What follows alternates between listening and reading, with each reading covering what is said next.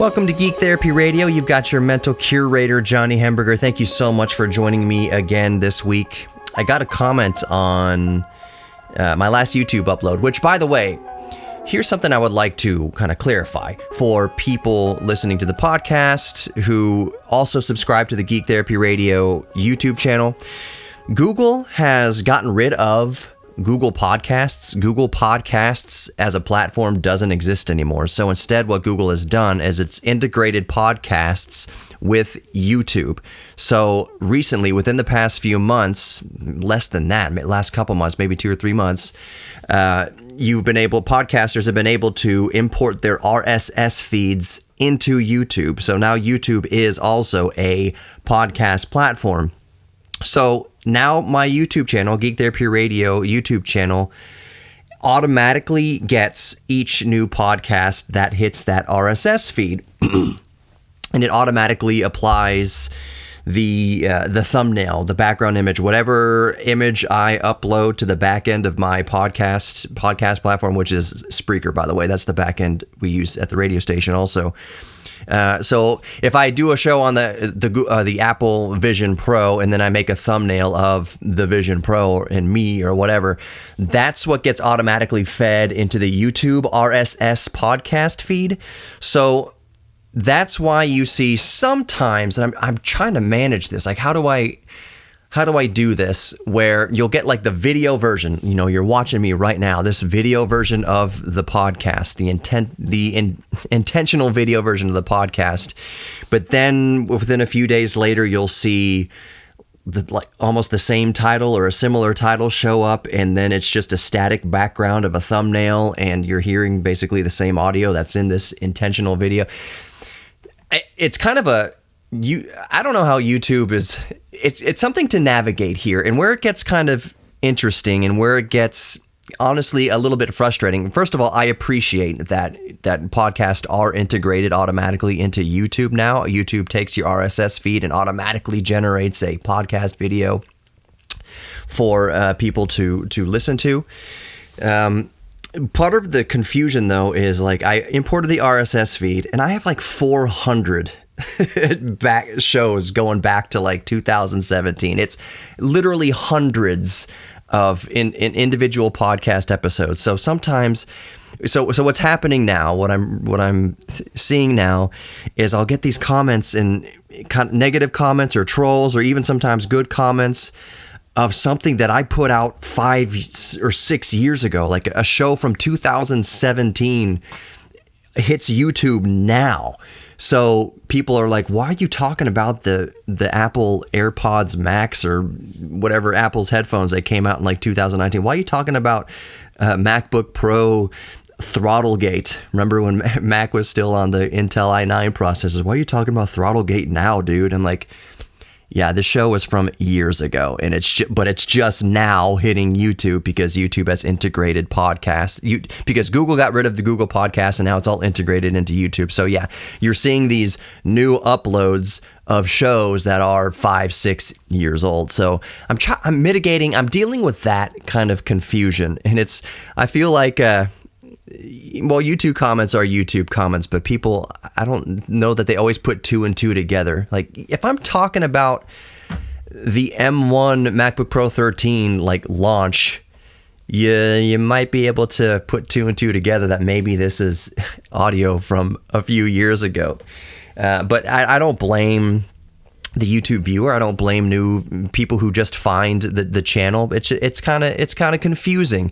And I want all of my episodes to be available on YouTube as audio only. So yeah, there's going to be shows like cringe stuff, like early on cringe stuff from 2017, 2018 that are going to be now suddenly in front of a lot more people in 2024. And they're going to think it's new and fresh. And maybe not all of them are going to realize that it's 5 or 6 years old yet. So anyways, that's why you're seeing more podcasts on YouTube, period, not just Geek Therapy Radio, but others, because my RSS feed, Geek Therapy Radio podcast RSS feed, is now integrated into YouTube as well. Overall, it's a good thing. It's a lot more exposure to a lot more audience. I know that I do this, and maybe some of you listening or watching this YouTube video also do this, where sometimes you'll just put on a video and you'll leave the tab open in the background while you work, while you study, while you do whatever. There's entire YouTube channels, lo-fi beats, whatever, to study to, which is not necessarily designed for you to sit there watching for 7 hours straight. But it's something that you put on YouTube and then you minimize it, or you just keep it in a background tab somewhere. So that's what podcasts are on YouTube. That's what even videos like this, when I'm doing the intentional video, I don't expect every single person to sit here and watch it for 39 minutes or whatever it winds up being. But I kind of expect people to turn it on and maybe minimize it and go about their day doing whatever they want to do. But it's however you want to watch this. And I've also been more intentional about recording the video versions of these podcasts, even if it's just me sitting in front of a microphone with my guitars or whatever's going on in the background behind me. Because if people don't like it, whatever. Like I don't make any money off of YouTube. I think I make like $20 every few months off YouTube. I'm good. Like I don't need this outlet to generate money. If it does generate money, that's awesome. But I'm very intentional with how and where I put ads, especially in this long form stuff. You'll notice that I put the ad breaks in the commercial breaks, in the division between segments. It's not just me talking and then an ad appears out of nowhere. It's kind of welcome, we'll come back to Geek Therapy Radio in a moment. Don't go anywhere. We'll be right back. And then you see an ad. And a little more peek behind the curtain here. I didn't know I was going to spend the whole first segment talking about this, but for those of you who just may be finding the Geek Therapy Radio podcast, maybe you're just finding this here on YouTube. This is Geek Therapy Radio is actually a radio show. It airs in Houston, Texas on KPRC 950 AM radio. It's an iHeart radio station. So that's why there are the segments. There's 4 segments, and the timing of it goes first segment 8 minutes, so it's 8, 10, 11, 10. 8-minute first segment, 10-minute second segment, 11-minute third segment, and then another 10-minute fourth segment, all totaling up to about 39 minutes of actual audio content. Because when it airs on the radio, in between segments, you have 3, 4, 5 minutes of ads, of radio spots for God knows what. And then on the podcast, so when you listen to the podcast, that's why you hear it kind of me going to breaks like that. But if you're listening to the podcast, if you're watching this on YouTube, it's instant. You get right back to this segment, especially if you're listening to the podcast. There's less commercial breaks in the podcast. Anyways, more Geek Therapy Radio coming up. Speaking of a break, don't go anywhere. Welcome back to Geek Therapy Radio. You've got your mental curator, Johnny Hemberger. As I'm recording here, I'm seeing Microsoft or whatever calendar pop up on my screen that I have a Teams meeting to get to here in the next few minutes. Yeah, we'll see about that. So I might have to. You're not going to notice any difference, but logistically speaking, I might have to end after this segment and come back to it. You won't notice anything's going on. What I did want to talk about this week, though. Again, welcome back to Geek Therapy Radio. You've got your mental curator, Johnny Hemberger, geektherapyradio.com, and all the socials. Just type in Geek Therapy Radio or Geek Therapy Radio Podcast, and you'll find me. Facebook, Instagram, TikTok, YouTube, obviously, and various other platforms. X, Geek Therapy Radio Podcast, and you've got me. So here's the biggest bugaboo that I've been dealing with over the past few weeks. This phone that I'm holding right in front of me with this cool kind of cassette case, protective case on it, is my Galaxy Note 9. Yeah, from 2017, 2018, thereabouts. I'm back on the Galaxy Note 9 because my fancy schmancy Z Fold 4, Samsung Galaxy Z Fold 4, is bugging out on me. Let me open it up here. What's happening is, and I'm putting this out there into the world. Well, now it's not even. It's got issues. It's got issues. There we go. Thank you for getting my unlock screen for me. The main issue is that the S Pen doesn't work at all, or it's sporadic, and also that the screen rotation doesn't always work. And so there's a chip in here that controls, it's like the gyroscope, it's the barometer, it's the light sensor, it's all happening on one chip, magnetic sensor. That sensor, that chip is Not happy, and it didn't start happening until the One UI 6 update. What is this here? Oh, come on, bring it back up. Yeah, it didn't happen until the One UI version 6.0 update. That's when these problems started to happen. So I'm hoping that the next major firmware issue will correct this problem of screen rotation and S Pen not working. I'm hoping that's a firmware update because it didn't happen until after the last firmware update. The most recent security patch obviously didn't do anything to mitigate it. So I have done a full factory reset. I know you're wondering, well, did you check your settings? Yes, that's a good question. I did. I checked all the settings. I even did a full factory refresh. The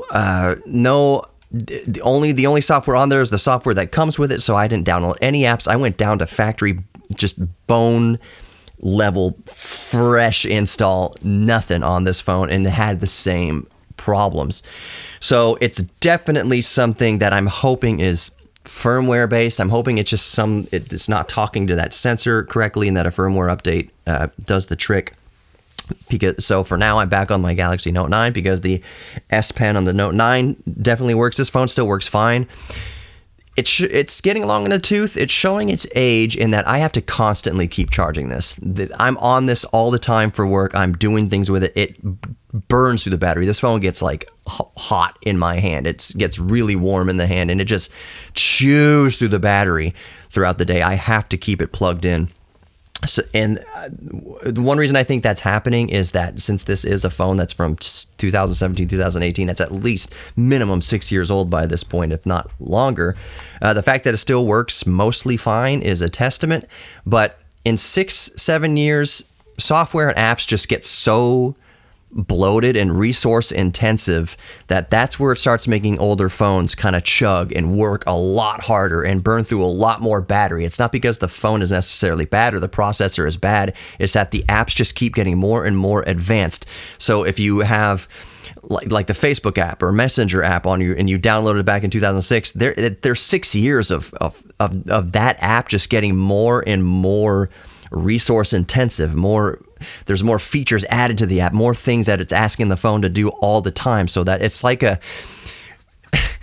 would be kind of like if you drove an old like Volkswagen Beetle, like a 1972 Volkswagen Beetle with a 1.8 liter air-cooled 4-cylinder making 27 horsepower or whatever, 30 horsepower, and you used to live on this kind of flat street, but then through some geological process, now you're more and more living on a hill, living on an incline. The car stayed the same, but what's being asked of it has increased. It's being asked of the same hardware, and that's what's happening to old phones. Yes, they work just fine, and you push it and you push it and push it, but you're burning through so much more battery.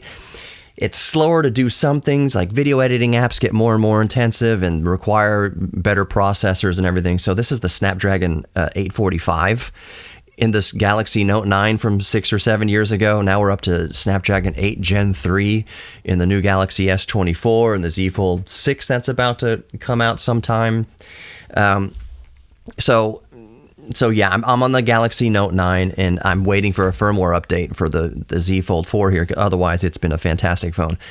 But I'm also a little bit frustrated, and I'll just be honest right now, is that in my Amazon shopping cart, I feel like, so in my Amazon shopping cart, I do have the S24 Ultra, and I am a day away maybe from just going ahead and getting it because for a few reasons. My wife's listening, whatever. I need I need a modern phone to work, as it's becoming increasingly clear to me with my line of work, is that I can't get away with having an underpowered phone anymore. And as great as the Note 9 is, it's just what I do with it is asking a tremendous amount these days, especially for my job. The other thing is Z Fold 4, great. I love the folding screen. I love how it turns into a small tablet when you open it up. Like, all that stuff is wonderful. Even the cameras on it are pretty good, are really good actually. But it doesn't fit in a gimbal. One of the things I like to keep with me are those DJI OM gimbals for your phones. that kind of clamp on to the phone, and you put your phone on the gimbal. I've got it. Do I have the gimbal next to me somewhere? Maybe I can reach over for it real quick and keep vamping here. I don't see it. I'll put it, well, whatever. You know what I'm talking about. But the folds, since they are thicker and they're not designed, the gimbals are not designed to clamp on to the fold. It's a little bit too thick for all that, and it's just not intuitive to use with the gimbal versus the gimbal that the DJI gimbals are designed to clamp around normal rectangular phones.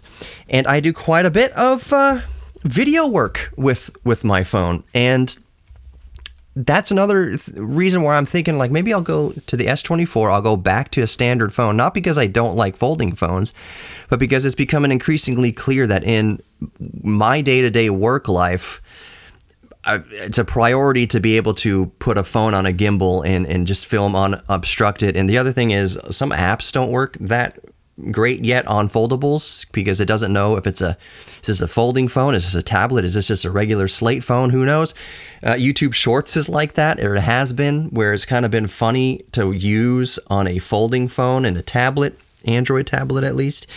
And I'm just kind of leaning towards, you know what? I'm the type of person that will, I've said it on the show before, especially when it comes to phones, get at least at minimum 2 to 3 years use out of a flagship smartphone. That means really what should have happened is I get the Z Fold 4 and then I wait 2 or 3 more generations. Like the next time I'd consideration upgrading the Z Fold 4 is like the Z Fold 7 or 8, that far down the road.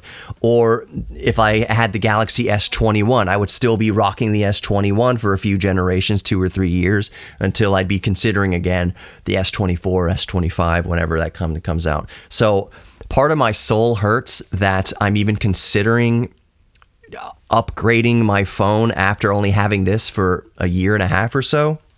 Maybe it's a little less than, I think I got this like November 2022, I think is when I got the Z Fold 4. And I've had it a year and a half. It's a little bit before my deadline of my threshold of upgrades. So, but again, I'm just venting to y'all, letting y'all know my thought process, because maybe there's some people out there that kind of have a similar thought process or sympathize with what I'm going through right now. Is I might have to upgrade my phone sooner than I thought to the S24. We'll see. More Geek Therapy Radio coming up. Don't go anywhere. Welcome back to Geek Therapy Radio. You've got your mental curator, Johnny Hemberger. In the previous segment, in segment 2, I was talking about my smartphone woes, in that my Galaxy Z Fold 4, as awesome of a phone as it is having an issue with one of its sensors that controls the S Pen, that controls screen rotation. That's the magnetic sensor, that's the gyroscope, that's the light sensor. It's all happening on one chip handles all that, and that chip is, for whatever reason, malfunctioning. I'm hoping that it's just a firmware issue, because those problems didn't arise until after the major update to One UI 6.0. So I'm hoping that it's a firmware fix, because it's left me, and if you listen to the previous segment, I explained that I'm kind of leaning towards getting the S24 Ultra for multiple reasons, and basically that this is quicker in the phone upgrade cycle than I typically like to make a phone upgrade. Like I mentioned in the previous segment, I like to go at least 2 to 3 years between upgrading phones.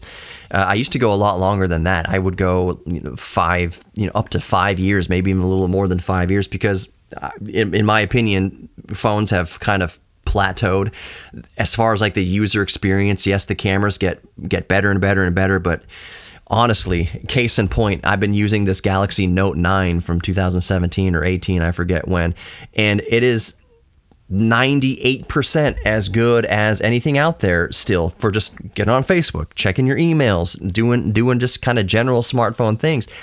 Where it starts lagging behind is in battery life, and it gets hot, and the processor is just going 100% all the time, as I explained, because it's not that the phone got crappier. It's just that that apps get more and more intensive. Apps get more, every update of an app makes it more and more resource intensive. So it just gets bloated.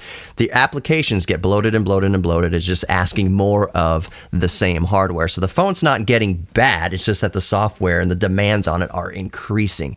So while it's fine for texts and fine for Zoom calls and fine for all this stuff, where it starts bogging down when I start asking it to do more intensive things like some video editing and LumaFusion, and just even skipping around to a whole lot of multitasking, this phone gets real warm because the processor just doesn't stop. It's showing its age. So I'm looking at the S24 Ultra. It is in my Amazon shopping cart right now. There's a deal on it. It's manageable, and I'm considering it. It also, these slab phones fit into gimbals better, and I do a lot of that type of work, and the cameras on the S24 are great. I read, don't quote me directly on this, but I was reading, I think it's from GSM Phone Arena, or it was a very respectable smartphone website. I Google searched, does the S24 Ultra record 10-bit video, meaning 10-bit video that I can later import into DaVinci Resolve or my video editors and have way more control over color grading and this and that. And it said yes, that the Galaxy S24 Ultra has 10-bit HEVC HDR10 plus recording. I knew it was HDR10. I knew it was HDR10 plus, and that's all fine and dandy. But was it 10-bit? Like, was it truly 10-bit? And I still need to do more further verification. I don't have an S24 to test. I want to import the video into DaVinci Resolve and see how much I can manipulate the video. Typically what happens with smartphone video is it looks exquisite on other smartphones. When you're looking at content on your smartphone, things shot with a smartphone camera look excellent on a smartphone camera.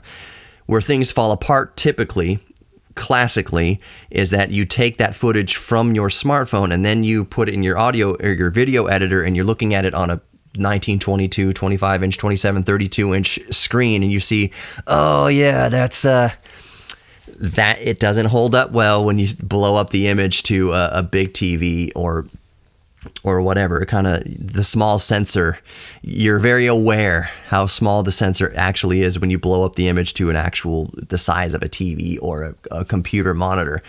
So I'm trying to see if that's the case or not with the S24. I don't have high expectations. It's not like I'm going to import video from the S24 Ultra into DaVinci Resolve and work on it in 4K or even 8K on my screen here. I know that there's going to be a bit of, you're going to be a bit disappointed if you start pixel peeping.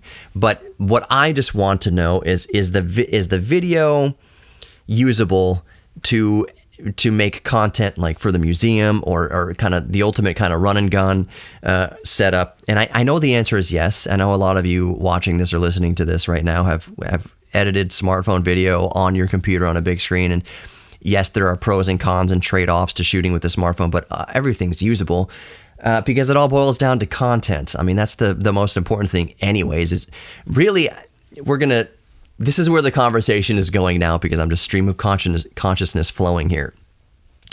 I watched a video the other day on YouTube about the DJI Osmo Pocket 3, which is, I don't have it, but I've just heard wonderful things about it. It's so popular, it's hard to get. It's usually sold out, at least on Amazon.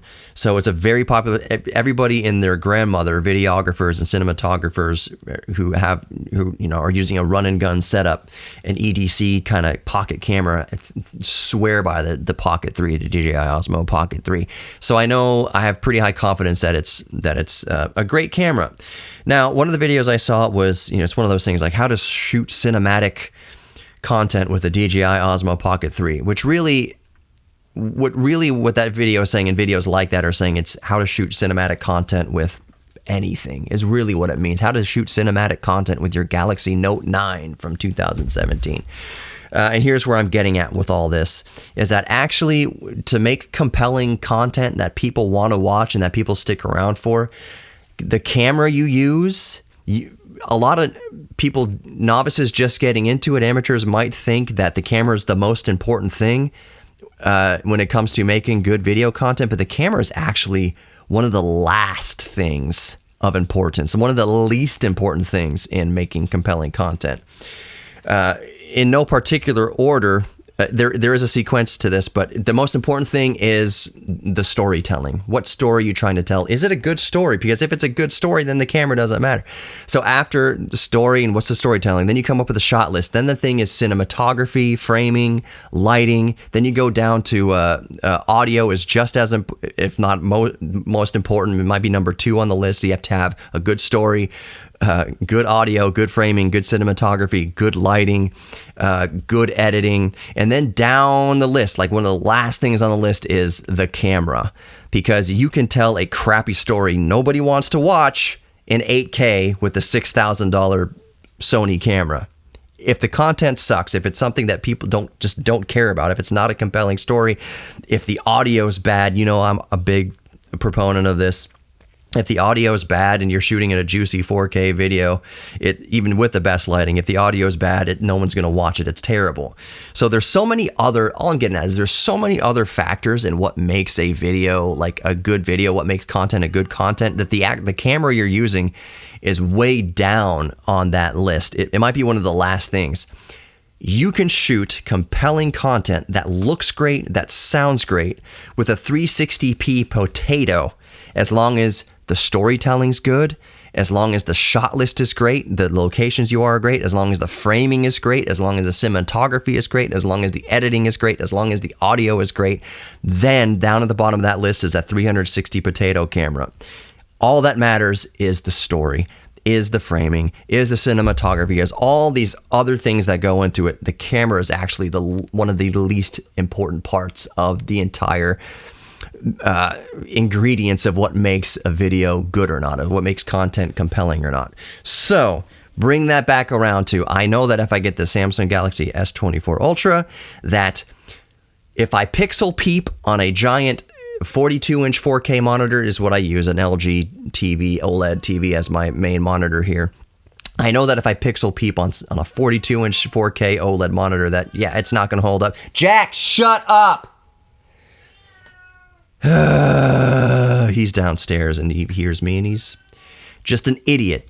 Anyways, so I know that if I'm shooting content with the S24 Ultra and it doesn't look as good pixel peeping as my Lumix S5 here, it doesn't really matter, because it's going to look good enough. It's going to look good enough. And if I'm doing things right, lighting things right, doing proper framing and everything, that S24 is going to be an amazing tool for that.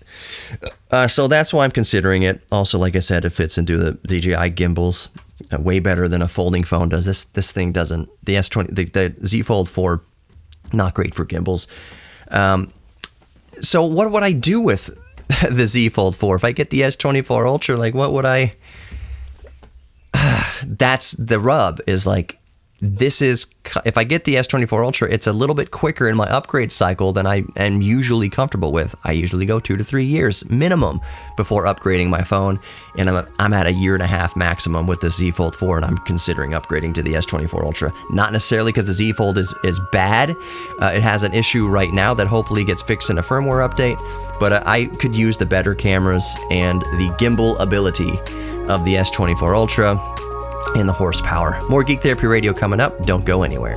Welcome back to Geek Therapy Radio. You've got your mental curator, Johnny Hemberger.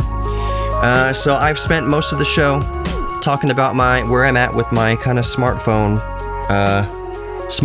life, considering going to the S24 Ultra. The other thing that I'm thinking about, and there's no like time crunch on this, I think the phone is taking priority as far as upgrades are concerned over this next item. But my Lumix S5, you're watching this video right now with my go-to Sony ZV-1. I love the ZV-1. I did a review, kind of an impromptu review on the show of the ZV-1, that if you just one camera for everything, desert island camera, Sony ZV-1. It is so it's so versatile, and the image is so good. This is a 1080p image, and I'm not particularly lit, amazingly. I've got my light panel over here, and I've got a little lamp over here, but the image is good. I'm picture profile 6. I will color grade it a little bit. 1080p. It's 1-inch sensor. Great camera, Sony ZV-1. But this Lumix X5, which is Lumix S5, Panasonic, my panty, Lumix S5, exquisite full frame camera, absolutely exquisite. There have been the Mark IIs. So you have the Sony Lumix S5 Mark II and the Mark II X.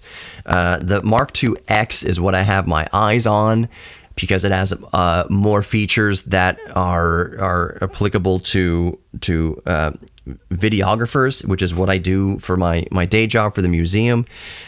IP streaming, open gate 6K. It's actually like 5.8K, but full open gate recording, meaning you're using the entire sensor, no pixel binning, no nothing like that. No quantization. It's just every pixel available on the sensor is open gate for you to use. That's what I mean. So open gate, full frame, all the other features that it has, a full-size HDMI output versus the micro HDMI that the first generation has. There's all sorts of other features that are very, very appealing to me as a videographer. The improved autofocus system, now it's based on, what is it? LiDAR or phase detect autofocus. So it's just as good as the Sonys and Canons out there now with the Lumix S5 Mark II and Mark II X. So the autofocus is important to me because I'm doing a lot more kind of shooting from the hip kind of stuff and vlogging stuff where I'm going to hold the camera out in front of me and I need it to fix on my face, where the autofocus for the first generation Lumix S5 has always been a pinch point. It's always been one of the issues if you go back and watch reviews for the Lumix S5, especially, after it came out, was, hey, great camera, great, great. But the autofocus is not as good, not nearly as good actually as the Sonys and Canons. I would say that it's borderline usable when you're shooting like 1080p 60. It's probably the best bet for the autofocus system in the first generation Lumix S5 because it's based on frames. Part of the autofocus system on the first generation is just based on frame data.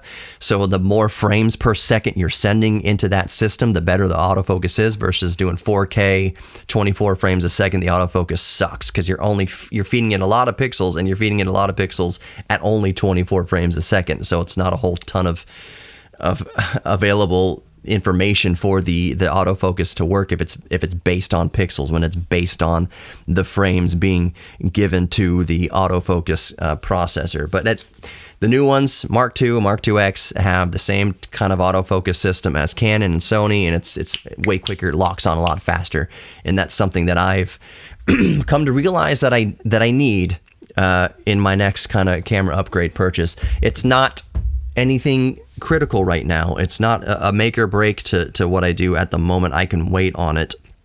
But it is something that I'm looking at. I think I would keep my first gen S5 as a B cam. So if I'm doing interviews or things like that, I can have it off to the side as a B cam that will match, the footage will match the Mark II X that I do eventually get. Lumix also came out with a new 28-200 lens, which is about the same size as the 20-60 kit lens that comes with the S5. Now it's you can get 28-200 in about the same amount of size. The trade-offs for that is that it starts at a I think it's f4, and then it goes to, when you're at 200 millimeters, the lowest is f7.1. So you're losing some stops. It's kind of slow at the top end of 200 millimeters, but it's still like 28-200 in a lens that's the same size as a kit lens. Holy crap, that is appealing to a lot of people and appealing to me. It has built-in OIS, optical image stabilization, autofocus, all that good stuff. I've seen reviews of it. It's nice and sharp and crisp, and it looks great. And the trade-off of f4 to f7.1 is not that big of a deal, especially considering the size, considering the image stabilization, which the OIS makes up for a bit. It means you can shoot at as open as possible at a lower frame rate and still have buttery, stable footage with that the built-in optical image stabilization in the lens itself, and the body stabilization means you have a whole ton of stops of stabilization. That's one thing that Panasonic cameras have been known for, is their just excellent kind of class-leading stabilization. So there's some cool things happening with the L-mount system right now. So that's the lens mount system that Panasonic uses is L-mount. So I'm looking at the S5 IIX and eventually possibly that 28-200 lens. Again, that's nothing critical. That's nothing that's like on the table right now. I think my priority is what I am using all the time anyways, which is my phone. Going to that S24 Ultra, because I think that's going to be that's going to fit what I do much better. Somebody on our team, Mike, the team leader for our social media team at Houston Museum of Natural Science, he's got the S23. He got that, I don't know, a little less than a year ago.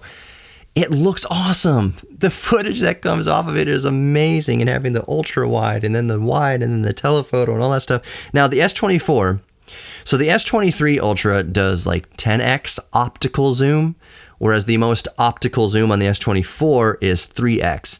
That's kind of a trade-off, although reviewers say that going up to 10x looks almost just as clean as the optical 10x of the S23. We'll see about all that. There's not going to be many scenarios where I am going to be 10x magnified using my smartphone camera. That's just not going to happen very often. That I'm going to go that telephoto with it. But yeah, smartphone upgrade a year and a half or so into my upgrade cycle, which is 6 months sooner than I usually do. I'm thinking about that, but I'm giving Samsung like one more day to do a major firmware upgrade on this Z Fold 4, and then I don't know. This is what pains my heart about it, and what pains my wallet a little bit about this is like, it sucks to know that I have such an awesome foldable phone that I wouldn't be using every day, and that bothers me that I'm leaving something that's perfectly viable, perfectly useful in the year 2024, that is excellent in the year 2024, kind of sitting here on my desk. I know that I'm going to tinker with it. I know that there'll be like weeks and months that I'm only using the S24 Ultra, and then there'll be weeks and months that I'm going back to the Z Fold 4. I like that idea about having two kind of flagship things. But yeah, it's upgrading sooner than I thought. But that's going to do it for this show. Thank you for hanging out with me. One thing I've learned in the past few shows is talking about Apple is you might as well be talking about religion or politics. It's so incredibly divisive. But anyways, you know what's not divisive, or shouldn't be, is that you are worthy of love. You are worthy of giving love. You are worthy of receiving love. And you are worthy of your own self-respect. If you don't remember anything else from any podcast that I ever do, whatever you listen to, from this episode, from last episode, for any episode, I always end the show by telling you the truth that you are worthy of love. Worthy of giving love. That means you are worthy of saying I love you to somebody. You are, more importantly, deserving of someone telling you that they love you. You can accept that love, and you are worthy of your own self-respect. One of the ways we get there is by leaning into our geek things and our hobbies, as long as they don't hurt other people. Thank you so much for listening to Geek Therapy Radio. You are loved. I'll talk to you next time.